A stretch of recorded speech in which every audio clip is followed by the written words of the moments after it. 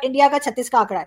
तो सर अभी क्या सिचुएशन है आप लोगों की, जो ट्रेड वगैरह भी चलती रहती है, तो सर आजकल क्या हाल है? आजकल सुना है कि कुछ ट्रेड के ऊपर कुछ थोड़ा सा नाराजगी चल रही है या रोकने की बात हो रही है। आजू जी पहली बात यह है कि हमने ट्रेड किसी से रोका नहीं है। As well as China is concern, China के साथ क्या है कि हमारा ट्रेड बढ़ता जा रहा है, बट थोड़ा सा कहीं ना कहीं लेवल फील्ड क्रिएट करने की कोशिश इंडियन गवर्नमेंट कर रही है। मैं आपको एक एग्जांपल देता हूँ। जब इंडियन कंपनी चाइना में जाती है तो हमें एक लोकल चाइनीज को उसमें पार्टनर बनाना पड़ता है, और जो टॉप मैनेजमेंट है वो चाइनीज लोग रहेंगे। लेकिन अगर चाइनीज कंपनी इंडिया में आती है तो वो बोलते हैं कि हम इंडियन लोगों को नहीं लेंगे, इसमें labour has to come from China. जैसे पाकिस्तान के अंदर भी आपके जितने भी सीपैक के प्रोजेक्ट्स हैं वो सारे चाइनीज ही संभाल रहे हैं। आपका तो वहां पे सिर्फ चाय पानी देने के लिए लोग लेते हैं वो पाकिस्तान से। तो इंडिया ने बोला कि we want a level field. अगर चाइनीज कंपनी इंडिया में काम करेगी तो सीएफओ सीईओ जो इवन टेक्निकल ऑफिसर है वो इंडियन होना चाहिए। तो अब चाइना ने बोला शुरू कर दिया भी आप लेवल फील्ड नहीं है हमारे लिए, हमारी कंपनीज को तंग किया जा रहा है। तो इनको थोड़ा तकलीफ हो रही है, बिकॉज ये आदत नहीं है चाइनीज को, इनको डिक्टेट करने की आदत है। तो यहाँ पर अब डिटेशन इंडिया वाले सहन नहीं करते। तो थोड़ा सा कहीं ना कहीं इनके ऐप्स भी बैन कर दिए। अब जो कई कंपनीज है जो धांधली कर रही थी जो, तो उसके पैसे भी इन्होंने ब्लॉक कर दिए इंडिया ने। और चाइनीज को अगर तंग करना है तो पैसे को कंट्रोल कर लो या तंग कर लो, तो चाइनीज की तो चूचू निकलनी शुरू हो जाती है उसके बाद। तो थोड़ा सा टाइट कर रहे हैं इनको, and that is rattling China, but इनको आदत पड़ जाएगी ऐसा ऐसा, चिंता नहीं है।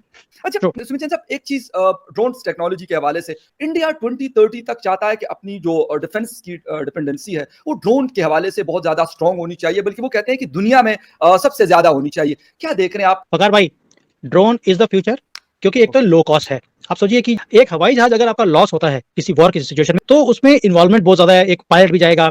ड्रोन में कोई पायलट की जरूरत नहीं है, छोटा सा कॉस्ट है, गया अटैक किया, खुद भी अपने आप को डिस्ट्रॉय कर दिया तो प्रॉब्लम नहीं आती। हमने देखा कि रशिया में भी उनके पास ड्रोन सिस्टम्स नहीं थे जो रिलायबल थे, उनको भी ईरान से लेना पड़ा, और जैसे ही उन्होंने ईरान से लिया तो उनका पलड़ा चेंज हो गया यूक्रेन की वॉर के साथ। बिल्कुल सही कह रहे हैं। मोदी जी ने ये चीज को 2019 से 20 में देख लिया था कि we have to work on it. फकार भाई, उन्होंने एक बार बोला है, सिर्फ जो हमारे यहाँ पर आईआईटीज हैं जहाँ से सारे बच्चे पढ़ के पूरे पूरी बड़ी बड़ी कंपनीज में सीईओज लगते हैं जाकर, वहां जाकर उन्होंने एक बार बोला कि आई वांट कि आप ड्रोन के ऊपर काम कीजिए एंड मेक इन इंडिया में होना चाहिए। और फकार भाई 6 महीने के अंदर वो बच्चों ने, जो कॉलेज के बच्चे हैं, उन्होंने 40-50 तो प्रोटोटाइप निकाल दिए। उसके बाद प्रोडक्शन शुरू हो गई, और अब ये हालत है कि हमारी हर चीज में अब ड्रोन्स यूज होने शुरू हो गए। क्योंकि एग्रीकल्चर फील्ड में मैं बहुत काम करता हूँ, इंडिया में भी चाइना में भी। तो चाइना में एग्रीकल्चर में ड्रोन की जो इन्वॉल्वमेंट है बहुत ज्यादा है। स्प्रे करना है फर्टिलाइजर का या कुछ भी करना है वो सारा ड्रोन से होता है। तो मैंने इंडिया में भी वो शुरू किया है जहां पर आपका फर्टिलाइजर 10% की जो लागत है सिर्फ 10% लगता है, 90% सेव हो जाता है। सो इसका जो यूज है वो सिर्फ और सिर्फ डिफेंस का नहीं है, जैसे सर्वेलेंस करनी है, एंड वो सारा आपको इंटेलिजेंस भी, जो इंटेलिजेंस का काम भी है, डिफेंस में आपको डेटरेंस करनी उसके लिए भी है, एग्रीकल्चर है। मैंने वीडियो भी बनाया था कि चाइना ने ड्रोन कार भी निकाल दी कि आपको अपने घर के ऊपर अपने अपना ड्रोन रखा हुआ है, आप उसमें बैठते हैं, उड़ के आप ऑफिस चले जाइए, 25-30 किलोमीटर दूर तक वो चले जाता है। अब इंडिया ने भी वो ड्रोन निकाला है जहां पर आप 100-150 किलो का जो आदमी है वो बैठ के जा सकता है। सो दैट मींस मल्टीपल इसके इफेक्ट्स हैं, मल्टीपल मार्केट्स हैं। This is the future. Modi ji ने 2-3 साल पहले देख लिया था, और अब जैसे आपने बोला कि बहुत कंपनीज हैं इंडिया में जो इसके ऊपर काम कर रही हैं, बना भी रही हैं। This is the future. एक के बाद एक ऐसे हमें चांसेस मिलते रहते हैं।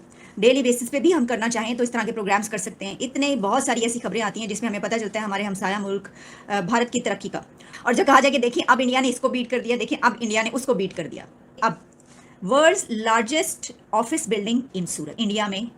और इसमें एक और बड़ी बात यह है कि इस बिल्डिंग के बाद, ऑफिस बिल्डिंग के बाद, सिर्फ यही नहीं है कि दुनिया की लार्जेस्ट ऑफिस बिल्डिंग है ये, बल्कि इसने बीट कर दिया है पेंटागन को, क्योंकि इससे पहले दुनिया की सबसे बड़ा लार्जेस्ट ऑफिस बिल्डिंग कहा जा रहा था पेंटागन को।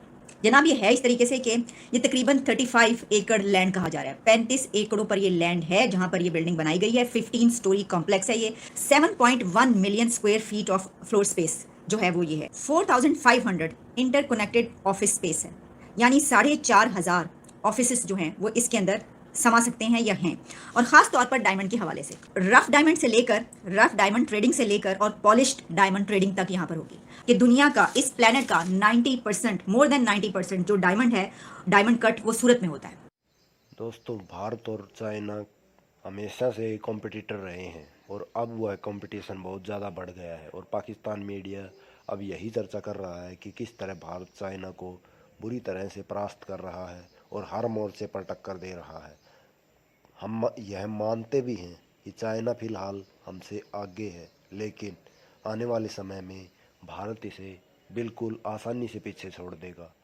तो चलिए, तो ऐसे ही हमारे चैनल को सब्सक्राइब करें, बेल आइकन दबाना बिल्कुल नहीं भूलें, क्योंकि हम आपके लिए ऐसी वीडियो लाते रहेंगे। जय हिंद, जय भारत।